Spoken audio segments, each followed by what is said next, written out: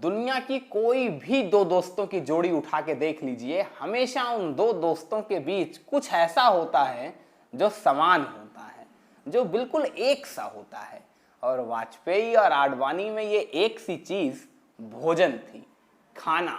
वाजपेयी भी जम के भोजन करते थे और आडवाणी को भी चटकारेदार खाना खूब पसंद आता था। दोनों नंबरी भोजन भट्ट। अब अटल के भोजन भट्ट पने के किस्से तो खूब सुने आपने, खूब सुनाए हमने और खूब सुने भी आपने। अगर आप में से किसी ने ना सुने हो तो वीडियो का लिंक डिस्क्रिप्शन बॉक्स में है, जाके क्लिक करिए।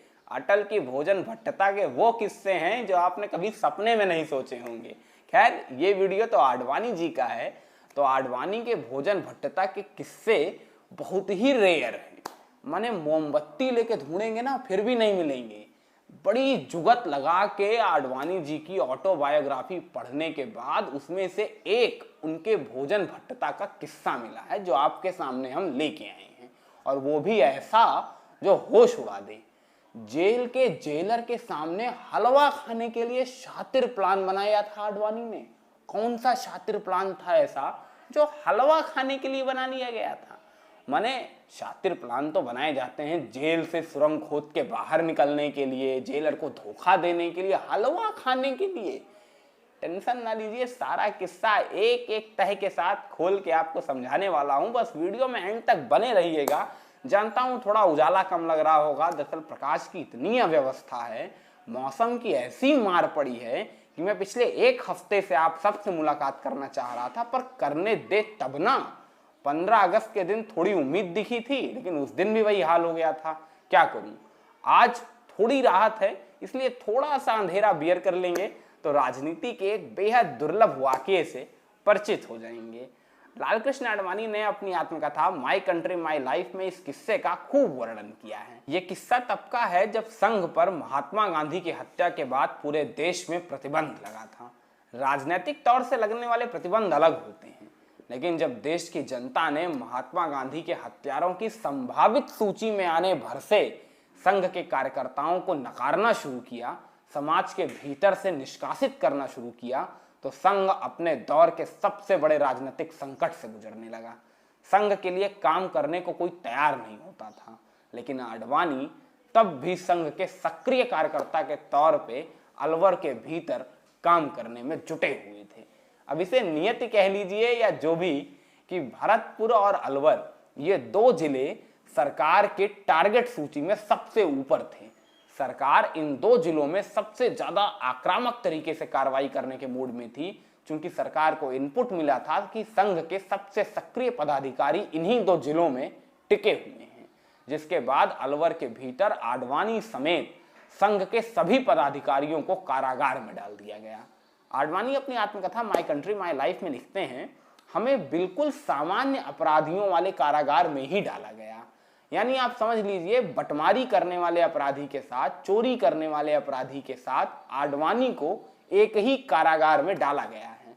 सामान्य तौर से राजनीतिक बंदी के लिए अलग कारागार की व्यवस्था कराई जाती है, उन्हें अलग बैरक मुहैया कराया जाता है, लेकिन तब आडवाणी के साथ ऐसा नहीं किया गया था। आडवाणी लिखते हैं कि वो पूरा महीना हमारे लिए बड़ा कष्टमय रहा। खाने का कष्ट उसमें सबसे बड़ा था। जैसा मैंने पहले आपको बताया है, आडवाणी जी चटकारेदार खाने के शौकीन हुआ करते थे। अब जेल में क्या मिलती है? दाल रोटी। और आडवाणी लिखते हैं कि सच में वो दाल रोटी इतनी वाहियात किस्म की होती थी, इतनी सस्ती क्वालिटी की होती थी कि दाल में दाल नाम मात्र की और रोटी आटे की है कि चोकर की, ये बता पाना बड़ा मुश्किल काम होता था। किस तरह से वो दाल रोटी खाई जाए, ये बड़ी समस्या बन चुकी थी आडवाणी और उनके साथियों के लिए। इतना गंदा खाना आडवाणी ने कभी खाया नहीं था। जेल की उस दुर्व्यवस्था को लेकर आडवाणी अपनी आत्मकथा लिखते समय भी उतने ही गुस्से में थे जितने गुस्से में वो तब थे जब वो उन दिनों जेल में अपना समय बिता रहे थे। जेल के इसी एक महीने के दौरान शिवरात्रि का व्रत पड़ा। महाशिवरात्रि और महाशिवरात्रि का व्रत तमाम कैदी लोग रखे हुए थे। तो जेलर आया और जेलर ने पूछा कि कितने लोग व्रत हैं?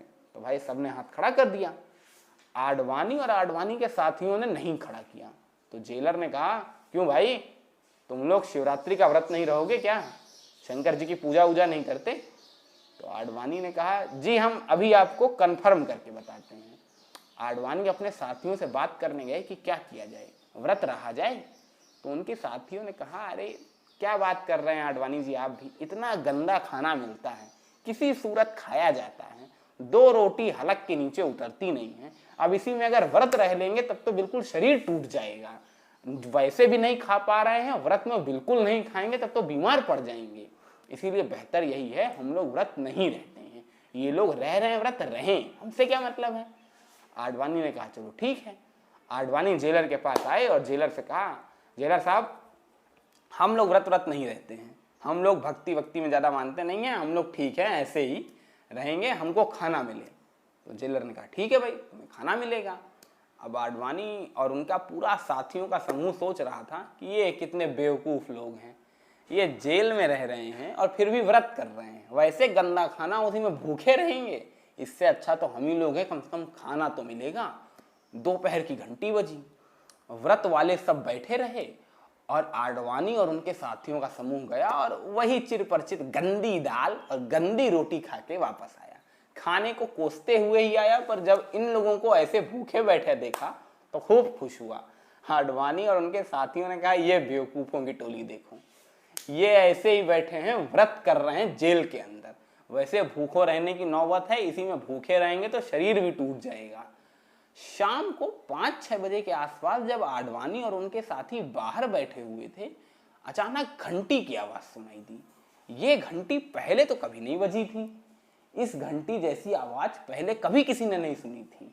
माने या तो दोपहर की घंटी बजती थी या तो रात की घंटी बजती थी, शाम की घंटी कभी किसी ने सुनी नहीं थी। उस दिन आखिर ऐसा क्या था कि शाम को घंटी बज रही है। आडवाणी और उनके साथी जब वहां देखने गए बाहर, तो देखा कि जितने लोग व्रत कर रहे थे उन सबको प्लेट में हलवा दिया जा रहा था। ये व्रत करने वाले कैदियों के लिए स्पेशल व्यवस्था होती थी कि उन्हें दिन में एक बार खाने को मिलता था, लेकिन हलवा दिया जाता था या कोई ऐसा स्वादिष्ट फलाहार। अब आडवाणी और उनके साथी मत्था ठोक के बैठ गए कि इससे अच्छा तो खाना ना ही खाए होते, कम से कम हलवा तो मिल गया होता, उस गंदी दाल रोटी से बेहतर तो एक टाइम हलवा ही है। लेकिन अब तो हलवा हाथ से चला गया, अब तो हलवा वो लोग खा रहे थे। जेलर आया, बगल में आडवाणी खड़े थे। आडवाणी से कहा और भाई तुम्हारे लिए रात का खाना तैयार है, चिंता मत करो। आडवाणी मन में सोच रहे थे क्या रात का खाना तैयार है, हलवा सामने से निकला जा रहा है। अब आडवाणी और उनके साथी आपस में बैठ कर सोच रहे थे क्या किया जाए ऐसा जिससे ये हलवा हम भी खा लें। अब ये हलवा हम भी खा लें तो इसके लिए आडवाणी और उनके साथियों ने एक प्लान बनाया। आडवाणी और उनके साथी अगली सुबह जेलर के पास पहुंचे। आडवाणी ने जेलर से कहा जेलर साहब आपसे एक बात करनी थी। जेलर ने कहा बताओ बताओ भाई। आडवाणी ने कहा जी मैं और मेरा पूरा समूह आज व्रत रहेगा। जेलर ने कहा आज व्रत रहेगा, क्यों भाई? आज तो कोई व्रत नहीं है, व्रत तो कल था, कल तो तुम व्रत थे नहीं। तो आडवाणी ने कहा जी दरअसल क्या है कि वो व्रत शैव लोग रहते थे, हम वैष्णव आदमी हैं, हम व्रत आज रहेंगे। जेलर मुस्कुराया। जेलर ने कहा क्या हलवा खाना है? हलवा खाना है तो बता दो, हलवा मिल जाएगा, उसके लिए व्रत करने की कोई ज़रूरत नहीं है। व्रत नहीं भी करोगे तब भी आज शाम को तुम लोगों को हलवा मुहैया करा दिया जाएगा, चिंता मत करो, झूठ मत बोलो। आडवाणी और उनके साथी धन्यवाद देके गए और इसके बाद उस शाम आडवाणी और उनके साथियों को भी वही स्वादिष्ट वाला हलवा खिलाया गया। ये था लालकृष्ण आडवाणी के जीवन की भोजन भट्टता के गिने चुने किस्सों में से सबसे दिलचस्प किस्सा। कैसा लगा कमेंट करके जरूर बताइएगा। वीडियो अगर अच्छा लगा हो तो लाइक करिएगा, शेयर करिएगा, सब्सक्राइब करना बिल्कुल मत भूलिएगा। पॉलिटिक्स जिससे ऐसे इंटरेस्टिंग पॉलिटिकल एनेक्डोट्स लगातार आप तक पहुंचते रहे।